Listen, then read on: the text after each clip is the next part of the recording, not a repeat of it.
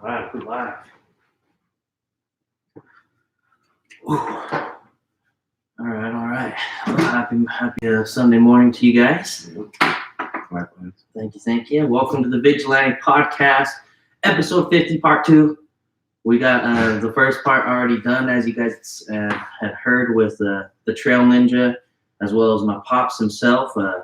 We're all building this juicery together. You guys are a huge asset and key to the development of this company in the first place. So this episode, we've been going through just individual stories of each one of us and how we had to overcome what we went through. So it was like an obstacle that somebody might be able to relate to that's a listener, something that we've had to go through, so where it put us, and then how we were able to come away that way. They can really hopefully glean something from a little bit of our stories. You know, we're all going through this big challenge together, and if we can break down our little challenges for the listeners and give them any valuable insight, hopefully some tools to be able to grab onto to get out of any challenging situations there. And I mean, that's what we're here for. Absolutely. So Demby, I know you had something that you've been thinking about, because I told you guys we're going to be doing this the other day. And you mentioned it happened to do something with school. Is that correct? Yeah, school. So basically, I never really told anybody about this, but excuse me. No, you're all good. But basically, school has never been a strong point for me. Like just as far as the whole education, I was more of a one-on-one learner and stuff, and examples and stuff. School was hard. I would say growing up. It didn't come easy. Yeah. So basically, I think the 4th grade, my teacher was telling me I needed to get held back because I had a below reading level and stuff, and just stuff like that. Like I didn't have confidence and stuff because I didn't apply myself as much, but school was just hard for me. So yeah. I had to work twice as harder than the normal student. For students that came easy to them. So like I said, school was just hard for me. So then basically, I think the 5th or 6th grade, they put me in this like program where, so basically, when people take tests and everything. Yeah. So like when people would take tests, I would leave the room and go to a different room. And then basically I would have like more time to take the test and like just study. Like it's not open book or nothing, or say I would have the same rules, but I just would be in a different room and like able to take the test longer or whatever. I don't know. So yeah, just like that. I mean, seeing that, kids will always judge me for doing that. Like, oh, why are you over here leaving this classroom, take a test? But I did that like all the way up to high school, which is the point. Like I said, that really changed me. So going into high school, I think it was senior year. I think it was AP. It was AP Gov or one of the Gov classes. Yeah, I can't remember. But basically, like I took a test, and like I normally do, I basically get out the classroom and do my test, and I came back. I had a good score. Yeah, studied hard for it and stuff. And then the teacher basically said that I copied online and stuff. So because basically I studied this one definition down like pretty much to the T. So it was pretty much close to what you would type on Google, but it was just because I like memorized it. So I like wrote it down. So but he thought like, oh, there's no way you know this. Basically it's like, no way you can write this out and say this sentence that's on Google type. But I really did, I knew it and stuff. So just going into that. So basically he was like, oh, you failed, all this other stuff. And this class was going into, like I said, my senior year, so I needed all my credits for college. Right. So if I didn't get this class, it was like, this is gonna affect football. Yeah, I would have to go to like a JUCO or something, do some classes, some credits. So basically, this was like a big deal. So then I think my offensive coordinator at the time, he got involved, and a few people got involved. Like basically trying to tell the teacher that he wouldn't cheat, like he's a good kid, all this other stuff. He needs his class, but the teacher wasn't having it. Like he was not having it. So then basically he came to a compromise and was like, all right, I'll have him take the test again, but he made a customized test of the test I took, but everything was like word question, or like I had to write it out in a word, in like as sentences. So it wasn't like A, B, C, like like he made a personal test. So he's just putting you through the ringer. Yeah. So basically, he was like, and then and I had to get a certain score on it too. That's the thing. Yeah. So I had to get a certain score on it to pass to be eligible. So then, like I said, school's never going back. School's never been. I never been really good at school, so I was like never thinking it was attainable. So basically, going forward, so I had this teacher that Mrs. Held, shout out Miss Held. She knew the whole situation. She's like, all right, we're gonna study. So like this was like the hardest I ever studied for a test because I knew the test was gonna be super hard. Yeah. I knew I had to know every answer to the T. Like I couldn't kind of know the answer. I have to know it, why it is, like the whole explanation of the answer. So basically, I was like studying for like probably like 8 hours, 7 hours a day. Like, and then I think for like, what was it, like 4 or 5 days? I had like 4 or 5 days to take it. So I studied I just studied as long as I never knew. People say, oh, you're working hard, I'm studying hard and stuff. But like I never really knew how much working hard was like can get you, basically what I'm trying to say. So like the results that working hard can get you. Exactly. So basically, going forward, I took the test and I mean I aced it, but it was like it was so much impressive that the teacher was even like, wow, I guess he does know all this stuff. But like he made it super hard. So like, but I just put the effort into doing it. And I never thought I'll be able to do that. But I just kept repeating flashcards over and over and over again, just to my mind, basically memorize everything to a T. I can write it out in a sentence, right? And explain why it's this too. Like that's the thing. He would be like, write this out, and then he'll be like, explain why this such and such. Like that's how detailed the test was.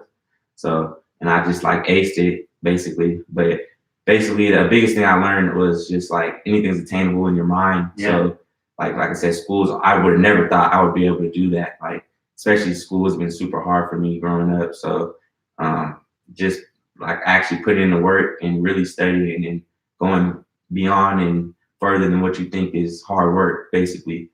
And anything can be attainable. And I passed it and was able to obviously go to college and stuff. But it was just like a moment in my life because I would have, like, when that happened, when he told me, I was like, oh, there's no way I'm gonna pass. Like, yeah, confidence was just at an all-time low. My head was already like, oh, yeah, I'm about to go to JUCO. Like coach can't even do nothing right now. So, yeah, it was bad, but I just really just stuck through it, put in the work, and then from there, like that, I know that anything can be attained. So that's pretty much with the whole process with the juicery. I mean, I have the same mentality, basically. Like, it's not one, there's no end to it, and anything can be attained as long as you put in the work. Like, people say, oh, I work hard and stuff, but how hard do you work? Especially if you have big dreams. If you want to be a millionaire or billionaire, you can't be like, oh, I want to be a millionaire, billionaire, but I work like somebody that makes $50,000 a year. Like, you're not gonna ever get that output coming out. So, like, really, everything's attainable. We live in we live in America where you can do anything. Really, like, we have the freedom of speech. So I just feel like it's all on us and each individual to go as far as they can. So that's probably the biggest thing that really changed my life as far as just my whole mindset. Hell yeah, I couldn't agree with you more. I love that. What happened to bring that other teacher that helped you study? Like, because you were at an all-time low of confidence, what happened to bring her to help you in and say, hey, Demby, I'm going to help you. Let's start studying. Let's do this together. And then she started working with you. And then what did that do for your confidence level?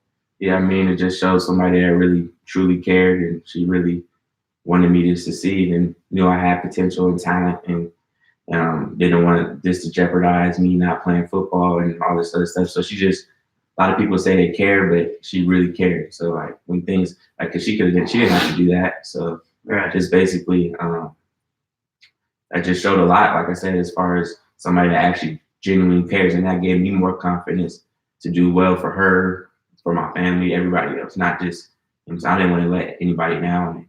My family, I didn't want to let her down. Just that made me even more want to fire into me to study more and just basically know I had to pass a test or I didn't want to go to JUCO. So basically, it was just I had to make a decision. Either just take it on the chin and be like, man, this happened, and or like, no, this is not going to define me. I'm gonna like, all right, he wants to make the hardest test in the world for me. I'll still ace it. Right. That was just my mindset. So, like I said, that just showed me. So basically, yeah. And then what happened once you aced the test? Like, what was the feeling like there? Oh, it was a great feeling. Like that was probably one of the best feelings I had in a while. It was just like just all the hard work. That's like kind of with the juicery. Seeing the juicery, it's like, man, like I don't know how to explain it. You can't really explain the feeling. Like, especially when we get open, it's gonna be like, wow, like all the hard work we really put into it every day. It's here. It's actually here. Like, but I don't know how to explain the feeling, but it's just a great feeling. True. I mean, if you work super hard at something and then you finally attain it or get to where you want to get, it's like, wow. But at the same time, there's no end. Right. You just got to keep going. And once we the accomplishment is not just to open the juicery, it's to expand. Exactly. Dominate the industry. So that's just basically it's a great feeling, but there's always more to come. True. And that's how it was. Like, I had a great feeling. I'm like, all right, now I can get this off my chest. I'm going to college, clean slate, play football and stuff like that. So it was a great feeling. I love that. It's kind of almost like it's like at the gym. It's like you don't want to go all the time. As soon as you go, as soon as you finish, you're like, oh my man. Yeah. Like you feel like $1,000,000. You brought it with you. You're feeling on cloud 9, and then you realize, oh shit, my body still isn't. It still has to continue to work to stay in the physique that I wanted to stay in. Exactly. And so it's like this, just like you said, this isn't the last workout. No. You get that high, you get that big accomplishment feeling, but it's a marathon and it never stops. Now, one thing I wanted to add on to your story though as well, like I absolutely love it because most people are afraid to express that school is hard for them, but school's going to be hard for a chunk of people across the nation just because school isn't for how their thought process and how their work process is. And it's interesting. It's like we've talked about this before, but it's Einstein talking about the fish in the bowl. If you have a fish in a bowl and you judge it by how well it climbs up a tree, it's always going to think it's stupid. Like always. And that's not even what it was made to do.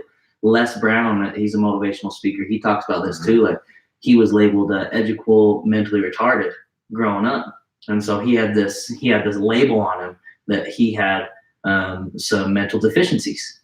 He had this label on him that he had that, so he wasn't able to accomplish as many things as he wanted until a teacher brought him in and said, "Hey, write something on the board for me." He's like, "Well, I can't, sir." He's like, "Well, why not?" He said, "Write something on the board for me." He's like, "I can't. I'm educational mentally retarded." And he's like, "Hey," so don't you ever say that again. And then I love this. I'll never forget this because this kind of propelled me into self-development. And he's like, somebody's opinion of you does not have to become your reality. Don't ever say that about yourself again. Now go write this on the board. And he went and wrote it on the board, and that kind of propelled him and changed his game from there. And he was able to start getting really just massive success after that. And he thought he was deficient in school. And it's just like school is a cookie cutter system to where everybody doesn't learn the same way and everybody doesn't understand or perceive things in the same way.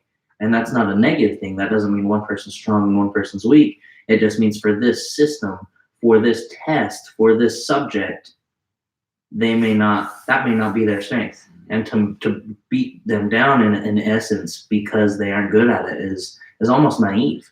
Instead of figuring out what is the good things that they are good at, how do they learn, how do they process, and how do they get results, and feeding into that system.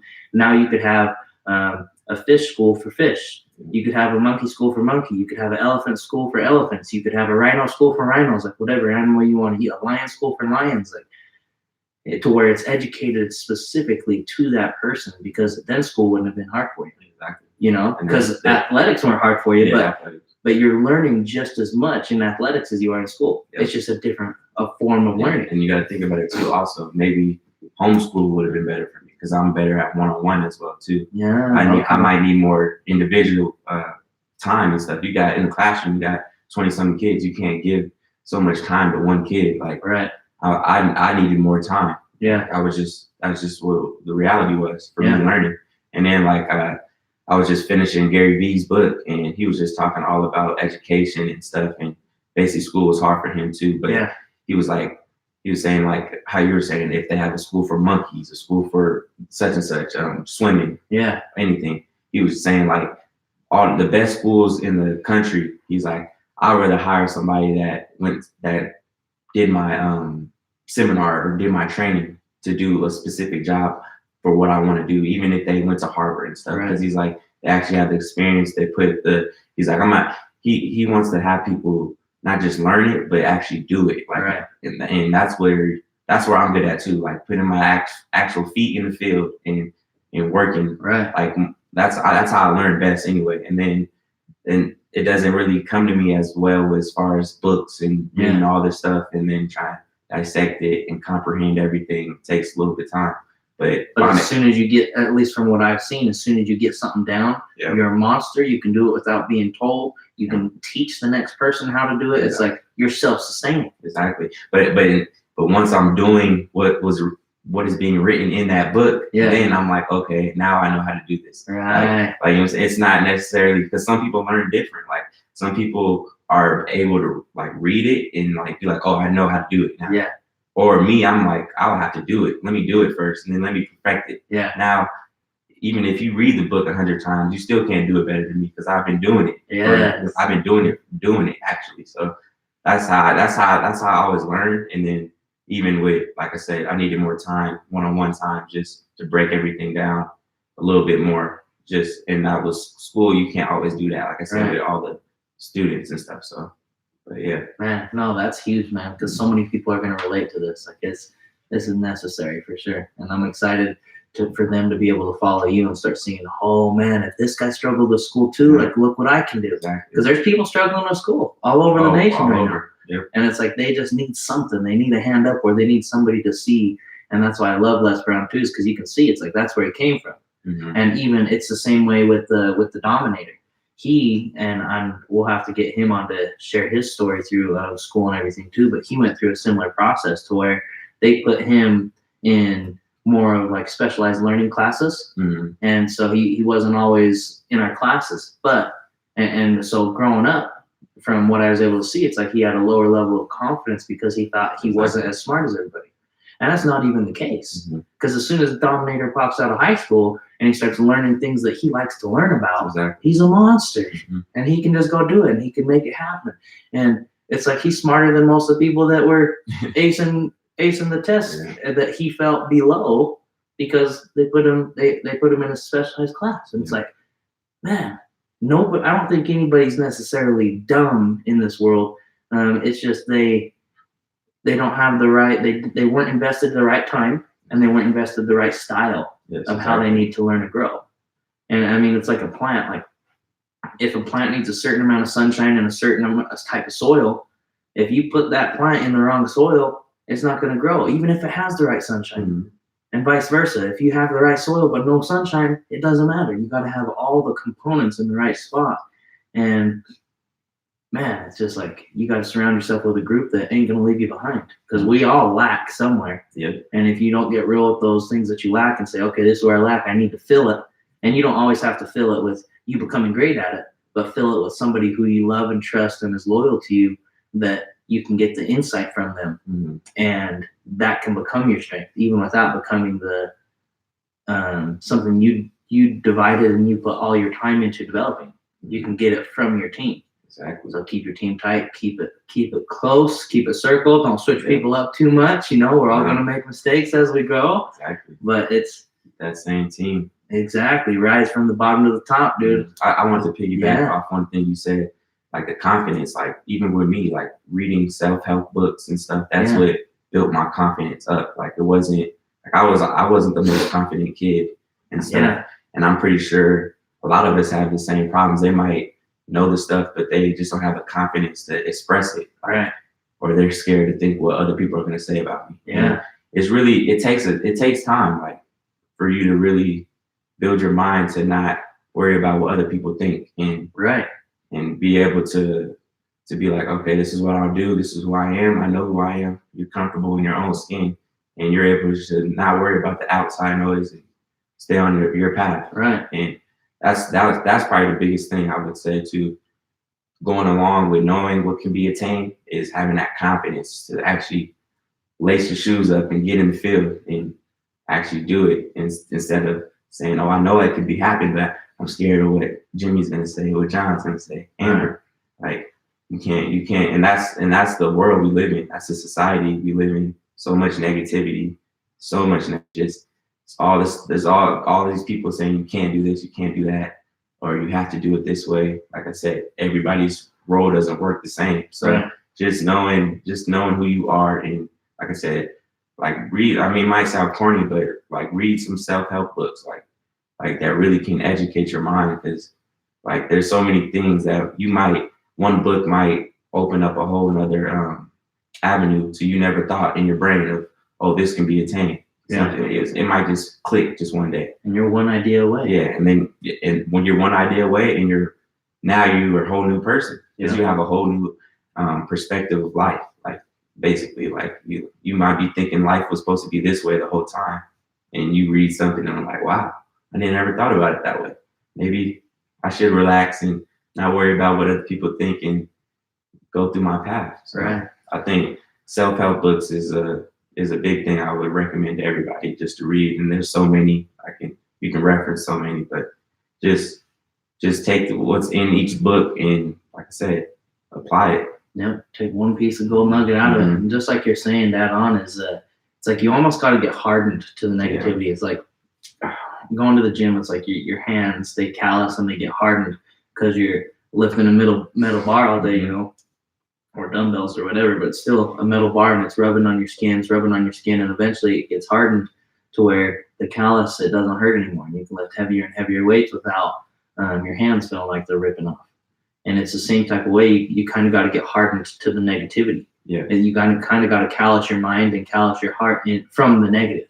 With the same time, uncallousing and opening up and getting softer on the positive and the love and the understanding side of things. Because it's weird, because as soon as you do something nice, next thing you know, boom, there's going to be a lot of chirping, a lot of, well, why is he doing that? He was doing that for just for his ego, for him to feel good about himself. All that, they're going to start chirping at you. And so instantly it's like that good thing could turn into, oh, I don't want to do a good thing because I'm going to be getting hounded on.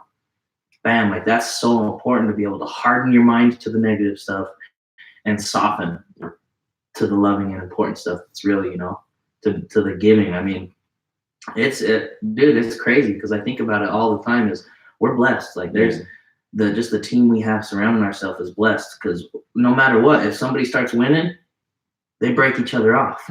Like we're all winning together. Exactly. And it's like there's teams where they'll look behind and they'll see everybody on the team eating one pea on the plate, and then they had some leftover dinners they left in the back room, they went and hurried and grubbed up, but still acted like they was hungry around the team. Like that ain't what it's about. Yeah, it's not what it's about. Like everybody has to rise or die together, man. And we're in a fortunate situation. And for anybody that doesn't have their own team, start with one person. And if you don't have one person, get in the books, like Debbie said, because that author might become your person. Exactly. Like I know Napoleon Hill. I told this in multiple podcasts. I know Napoleon Hill better than most people know him, and he's dead. I haven't even met him in person. It's like he's my homie. Exactly. He's in my corner. Like Conor McGregor in my corner, Muhammad Ali in my corner. Like anybody that I've studied, Marcus Aurelius, he's in my corner. It's weird. It's like I got these people as friends, and they ain't even really here because I studied them so much and learned about them so much and brought their philosophy with me so much. You don't have to have it's going to come, I promise, if you start applying the principles you learn. But you don't have to have a big giant family or a big giant team right out of the gate. Like, where's my team? Don't feel like the only lonely guy. Everybody starts as the loner, and their team starts coming together one by one by one. So start with the books if you don't got a team. But if you do got a team, and if you turn your back and they're not the same person when you turn your face in your front, you got to get on a different team. Yeah.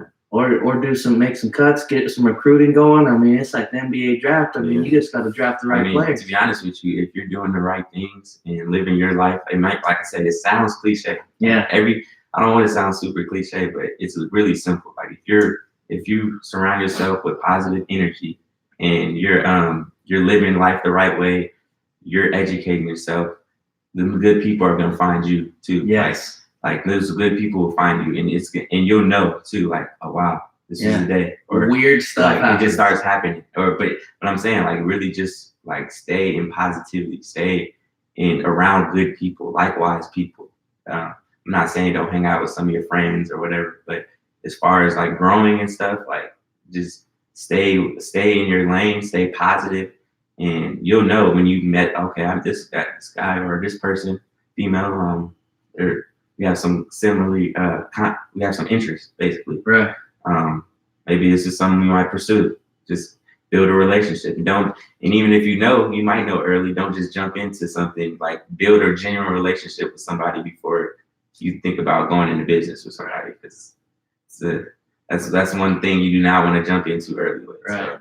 It's like the honeymoon phase in a relationship. It's like you go in, you first meet them, you see every good thing in the entire world about this person. Exactly. And it's like you just disregard all the negatives, all the red flags. You just put the red glasses on and you're like, hey, they're just a flag. Like, let's go. Like, we're getting this thing.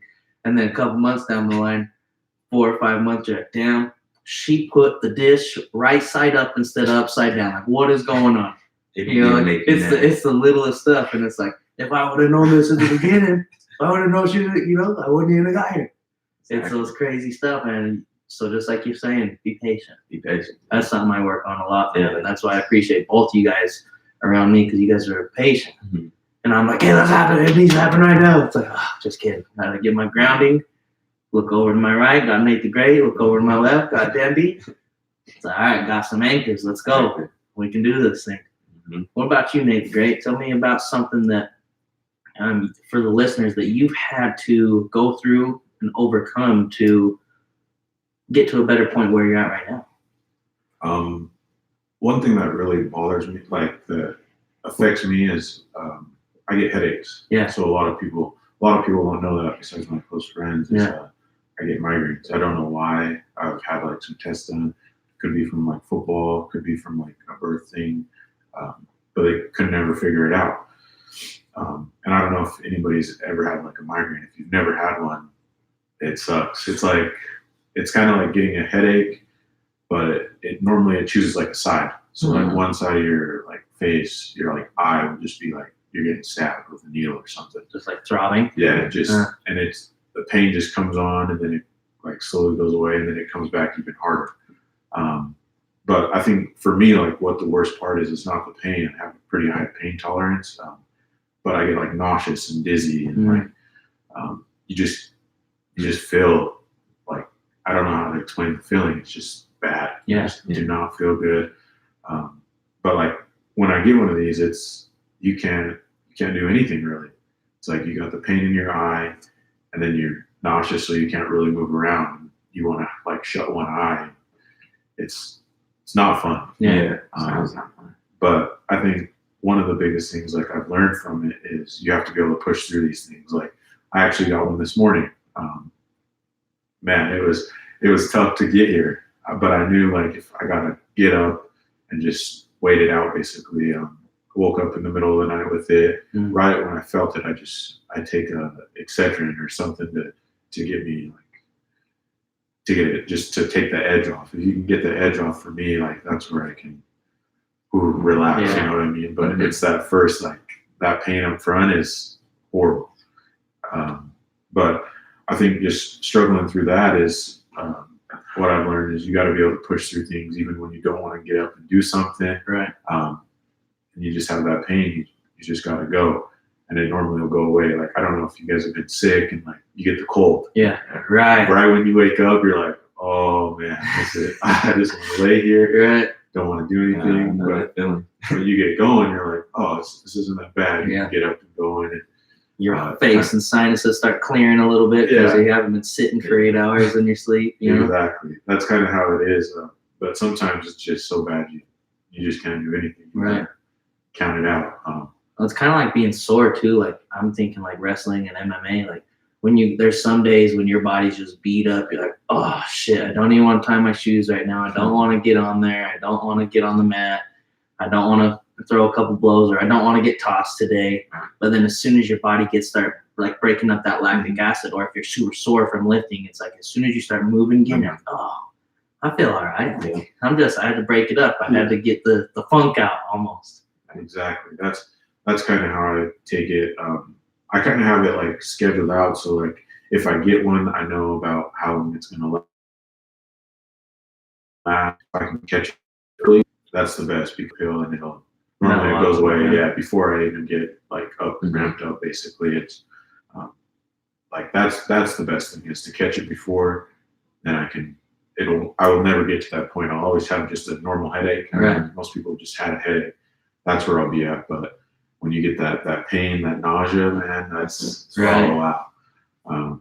It took me out of a lot of stuff, and this is like more so a new thing for me. I never got headaches and stuff in high school. It was actually like after I quit playing football in high school or college is kind of when it started to happen. I don't know if it was due to like stress. That could be the hardest. That could be the thing because it was kind of a hard transition from going and playing football. Like I know what I'm going to do every day of my life. Like right. knowing this, and then to being like, all right, what are you going to do? Like just lost. You know what I mean? And just like, well, what do I do now? Yeah. So I don't know if it was due from like the stress that happened right there that like started to give me migraines.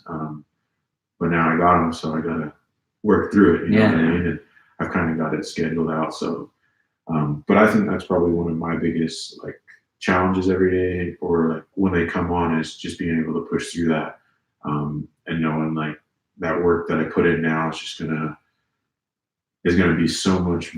It's going to mean so much more because it's like I had a headache here, but I still kept going. Right. So you get that extra like that feeling Dibby was talking about. Yeah. It's like it's hard to explain, but it's just that gratitude to yourself. Yeah. There's nothing better. And it's like just like you said, I'm here. Yeah. I made it. Yeah. It's like I listen to people, even it's like people like Barry B. Wow, Gary Vee. Very Gee. Yeah. Like Very Gee, but like Gary Vee. And he talks about, he's like, people, yeah, it's like you guys made it here. Everybody else had an excuse. They had a reason why they couldn't come or why they shouldn't come. He's like, but you guys found a way and you're here. There's a reason for that. And it's those little things that really separate yourself on the extra mile, because most people won't be willing to go through that thing, whether it be a headache, whether it be I'm too sore, whether it be I'm too tired, I'm sick, I don't feel good, or I'm lazy, I don't want to go there. So they don't go, so they don't get the results. Or, well, you know what, I'm kind of scared, I might be in an uncomfortable position, so I don't want to go, so I'm not going to go. Exactly. And then again, they don't get the result. And it's those little movements added up over time that it creates such a wide gap from people, like they don't even get it. It's like in gym class when you're a little kid, it's like, yeah, everybody's kind of the same. You know, you have the kids that have been in athletics and they're running faster because they know form and their bodies are a little bit more developed because they've been practicing. And then it's like over time, they keep getting more and more developed. And so you go to gym class, you're like, what the hell? Like these guys are always just killing it. It's the same people every single time. What happened? And they just keep getting better. And it's because it's those little daily, it's like one practice, even one practice a week. I mean, over 52 weeks, that's 52 extra practices in a year that they got on you. But it's crazy too. People think that's not even a big deal. Like people say, oh, make your bed when you wake up. And just, that's one thing, you're getting productive. You're going to be more productive in the day. Like little things like that actually matters. Like how you're saying the days that you don't want to wake up, you don't go to the gym or something, or, you could wake up and go on a hike or something, just anything. Those things correlate to life. Like there's going to be times in business or your job or real life hard situations.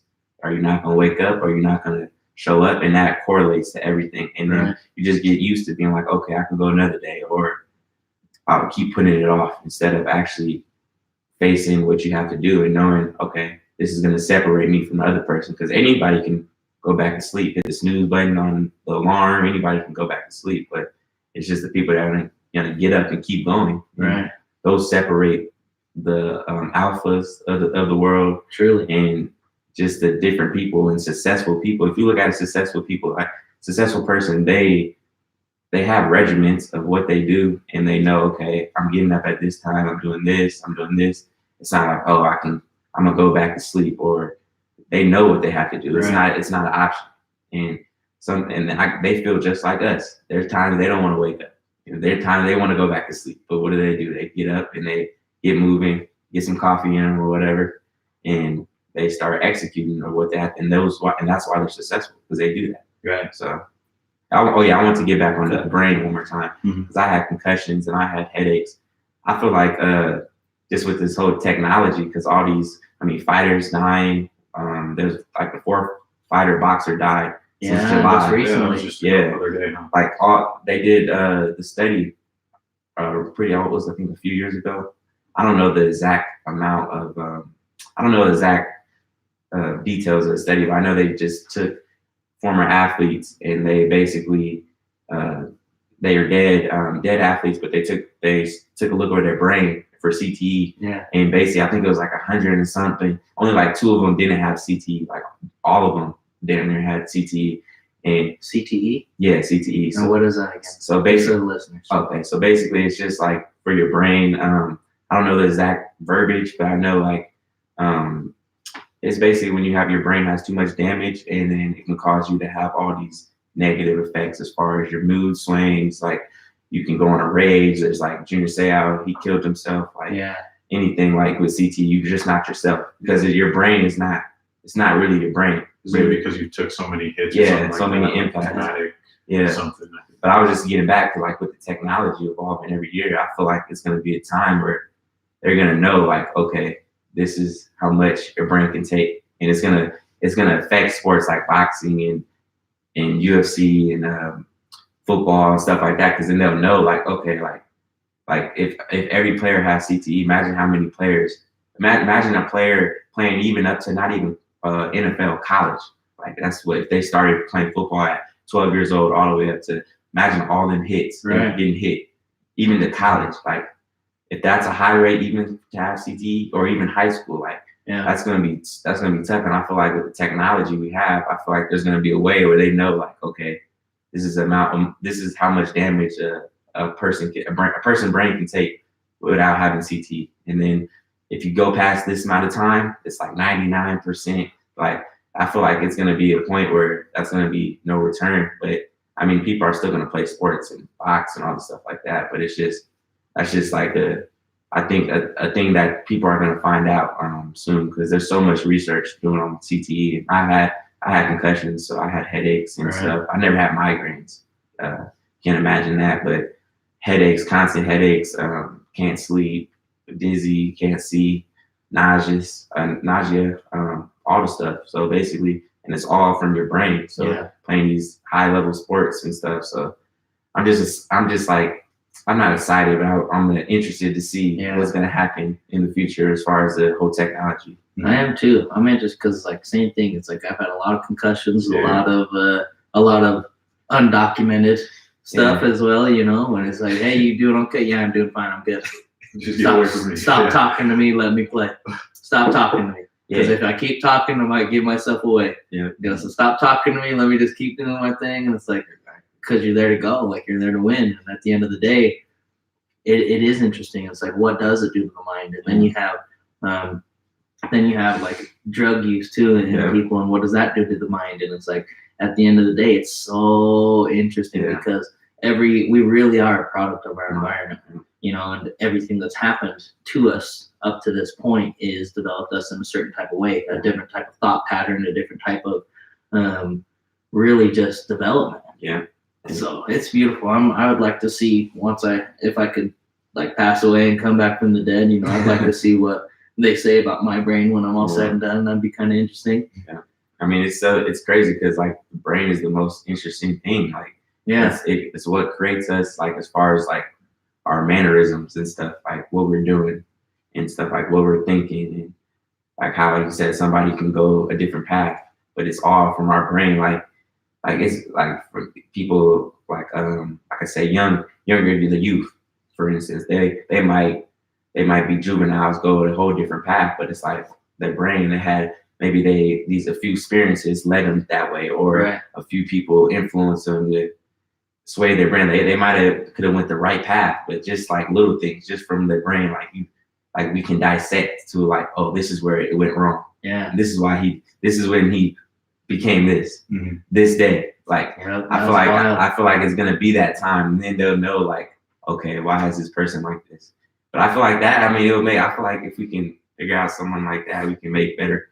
I mean, I feel like we can have a better, healthier environment. Like if they can kind of control people as far as like, so they don't go off the rail and be like, stay in this lane. As far as seeing the Jokers, they're saying people scared to see the movie, the Joker. I ain't seen it yet. I want to see it too. I was told it was fire. No, but my girlfriend's even telling me like, oh yeah, I don't want to go because I feel like somebody's gonna shoot up the movie theater. I'm like, but I guess there's been people doing that, like painting their face and going to the movie theaters and shooting up the movie. But like, what causes a person to do that in their brain? Like, think about it. Like, if you really dissect that, like, what even I don't want to talk about like even like pedophiles and stuff, or people that think of like young women and stuff, like what in their brain like went to them be like, okay, like this is that. Like if they can really dissect that, like be like, okay, this is where it went wrong. Like, And what's so weird though is too is like you have the extremes, and if they can go to a negative extreme, there should be the equal. There should be a way for them to, as long as like because at some point it's a fork in the road. Yeah. It's a choice and it's a personal decision that these people have to make. Okay, what route do I want to go down? And as soon as you cross the line a little bit, it's hard. You can't come back to the original line. Yeah. Like you crossed a little bit of the line somewhere in good or bad direction. So it's like, okay, what way do I go and what happens here? Because it's so weird. Everybody has those split-second decisions that they have to make throughout their life that are little tests. Mm-hmm. It's like a video game. Like, okay, press A to go down this way, press B to go down this way. And the whole result of the game changes depending on what you make. But you only have the one time in the game and you can't rewind and go back. You're like, come on. You're like, you know? And it's like, you got to cross the line in a good way, because if you can be extreme negative, you can be extreme positive. Yeah, exactly. If you can be extreme bad, you can be extreme good. Exactly. And it's just a matter of where do you feel comfortable? Mm-hmm. Because these people, they'll cross the line and it's like, well, you know what? And then they start accepting that this is their reality. Well, I crossed the line. Maybe it's okay to be here. Maybe it's okay this. And they start getting darker and darker and over the line and over the line. And then the line's over here now, and they stepped over here because they had to push the boundary one more time. And next thing you know, they could have 199 good qualities of them, but one quality went so deep off the path that it could be something negative. Exactly. So man, I tell you what, I agree. Like I love studying the brain, and we're gonna get into some interesting topics because it gets crazy. But you got to be able to choose, even if you are in a dark spot. Boom, hop the line on a positive direction. Because you can't go back, but you can go forward, you know, in a positive direction. Like, okay, when a split-second decision happens here, when you see an elderly lady drop a thing at the grocery store, and instead of walking past, like, you know, she's got it. She might have an old back and struggles with it, struggles bending down. Exactly. Just do a little quick pickup and hand it to the elderly lady. Say, hey, here you go. Mm-hmm. You know, it's those little one-step things that add up. And I think it's whatever decisions you've made over the time, like the good or the bad, like the conglomerate, what's more? Yeah. And so it's the same with thoughts. Like, what have you thought more, positive stuff or negative stuff? Exactly. If you thought more negative stuff, you're going to think more negative stuff predominantly. If you thought more positive stuff, predominantly, you're going to start thinking more positive. If you've done negative things, it's going to be easier to do negative things. Exactly. If you've done more positive things, it's going to be easier to do more positive things and harder to go vice versa. Yeah. It's and it's great, like how you said that. Like if you're thinking negative things, like you'll be surprised. Negative stuff's going to start coming around. Yeah. If you're doing positive things, you'll be surprised. Positive things are going to start coming around you. So it's just like I said, it sounds cliche, but it really focus on positive. What is it benefiting you watching this, or is this? I know people watch shows and different stuff. I watch shows, but I'm saying it's like, is whatever you're watching benefiting you, or is it affecting your outlook negatively? Like after you watch something, if you watch something negative, if you watch something that's negative, it might change your whole mood for the day, for the rest of the day. Like you might be like, man, in a bad mood just by watching something negative. Right. But that just shows you like everything you put in your brain all the stuff like that. Just keep it positive. Because like I said, we live in a world of so much negativity out in the world, so much hate, so much negativity. Right. So it's just kind of hard to stay positive, especially when you're young. Like you don't know what to look at. Yeah, you're impressionable. Yeah, exactly. Very impressionable. So make sure you're looking up to the right people, and you got heroes that have qualities you want in your future. Yeah. Yeah. And like I said, I strive people to be different. Don't. Yeah, stay weird. Stay weird. I mean, like I said, I thought it was weird to be weird back then, but now, like, stay weird. Like, don't follow the crowd. Everybody's trying to fit in the crowd to be cool and stuff. Just be yourself and be on the left side, the right side, or whatever. If everybody's on the left side, because watch, you're gonna start getting some people coming from the left side and all over to the right side with you, and it's gonna be the right people too. Truly. Yeah. So. And dude, it's just like you said. It's like people say at my work, Teague, you're crazy. It's like, I know. It's like crazy people get some crazy results. So you know, I love it. It's like, I love it. It's like, I ain't trying to be normal. And then one girl that I talk to pretty frequently, she's like, man, Teague, like, sorry for being weird. Sorry for being this. I'm like, no, like, you don't get it. Like, we're all weird. Yeah. Like, if you ain't weird, you ain't normal. and if you're trying to be normal, you're taking away from all the goodness of your weird. Exactly. Like, we each got strengths, we each got values, we each got ideas that need to be implemented in a positive way. And as long as you can not worry, like you're saying, about what the crowd thinks or anything like that, it's like, you gotta be. If you ain't weird, you ain't normal. Exactly. And if people call you crazy, then damn straight take it as a compliment. Yeah. As long as you're doing positive, crazy things. Everything it's again that balance of good and evil, good and bad, true and false. You know, it's all the same. It's like, what direction are you going to take it? I'm going to take the crazy in a good direction. Yeah. I'm going to take the weird in a good direction. It's like, stay you. Just be an individual. It's like the greatest, most impactful people in history, they were weird to other people. Yeah. Like, man, that guy is weird. That Albert Einstein guy, he's a little weird. That Gandhi guy, but a little weird. But like even but they're making stuff happen. You know what I'm saying? Even they always say like for instance, like the most successful people or the most biggest innovators, like they're a little off, like just something like how I said, they're weird, but they're a little more weirder, right? They're just a little off, and then that's what makes who they are, right? And that's why they're so great. And it's like I say, dare to be different, all the different stuff, and that's really true. Because then being yourself you'll be able to get to your maximum peak. Because you don't want to be regretting like, oh, I wish I could have did this back in the day, or I had this opportunity to do that and stuff, but I just scared to be me and stuff. Or I was listening to other people and I was trying to live through them, have them live through me and make them happy instead of making myself happy. Right. And those are things that like you don't want to regret. So like I said, just be you, make your decisions, do what makes you happy, don't do what makes your parents happy or make somebody else happy. Do what makes you happy individually. And like I said, I think you'll like the spot you'll be at. Truly. I tell people all the time too, the weirder it gets, the more you know you're on the right path. Because as soon as you make a decision like, hey, this is what I want to do, weird stuff's going to start happening. And you can either write it off like, like that was just one of those weird things. Like that ain't, it just kind of happened. Like, you know, it was just a coincidence, you know, there ain't no such thing. But if it was just a coincidence, you know, and write it off, it's like you close the door on yourself. Like allow the craziness to happen, because cool, wild things are going to happen. There's going to be somebody you meet from a weird decision you made. It's like, it might be as something as little as, man, don't got no more toothpaste. You got to run to the store and go get toothpaste. And I don't want to. Should I go? Shouldn't I go? Well, if you go, you're going to meet that person sitting in the toothpaste aisle. Yeah. It's like, hey, I'm going. I ain't seen you in a few years. What you been up to? Boom. A whole doorway opens up to take you down a path you've been asking. You've been begging to go down. Exactly. But you said one night, damn, I can get the toothpaste tomorrow. And so you missed it. Yeah, but it's just give me something simple. It's weird stuff. And I just crack myself up because I tell people that, like, you're wild, Teagues. I know. I know. I like how you say that the crazy people get crazy results. That's key right there. It is truly, and I'm all about it. Like, Me too. because I don't want, like, I see a lot of the normal people, or what we consider normal. I don't want that. Mm-hmm. I don't want normal.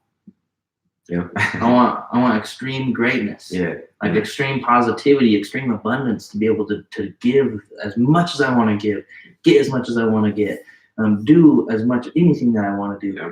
instead of wake up and be like, well, I got to do this because somebody else told me I got to. And it makes life fun too. Like, I mean, Right. you don't want to. I'm not hating on people that do 9 to 5 or different stuff like that, but like, you want to be able to wake up and do a different challenge and be like, okay, let's do this, and have that pressure on you. Because like I always talk about pressure, but I love having pressure on me because I feel like I perform my best. I have my best games, playing football, baseball, and stuff.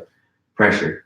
So I feel like just having pressure on you, and then having these goals. Like, okay, I gotta do this. I gotta do that. Like it makes things fun. Like Right. it makes it, okay, I gotta do this to do this, and I gotta accomplish this.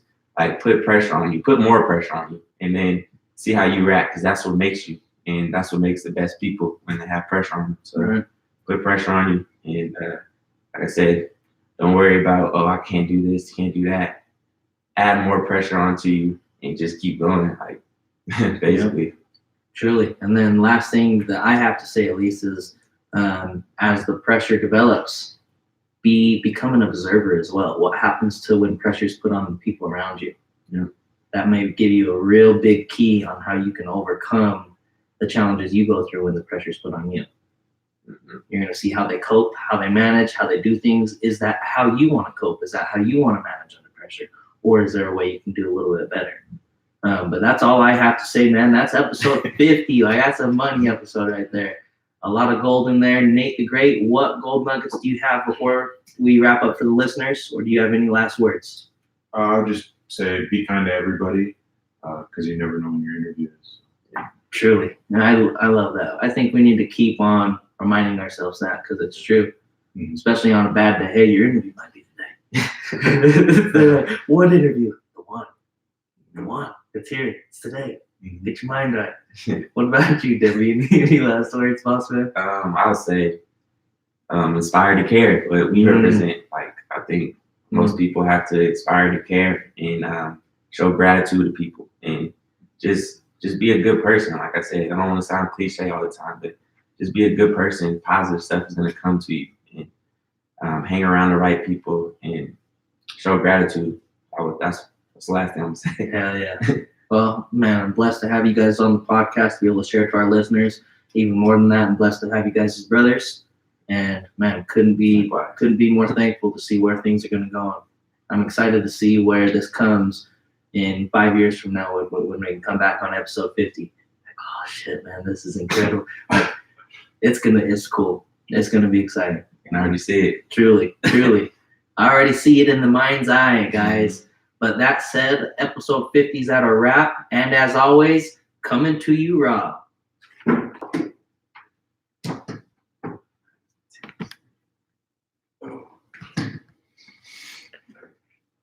It's good.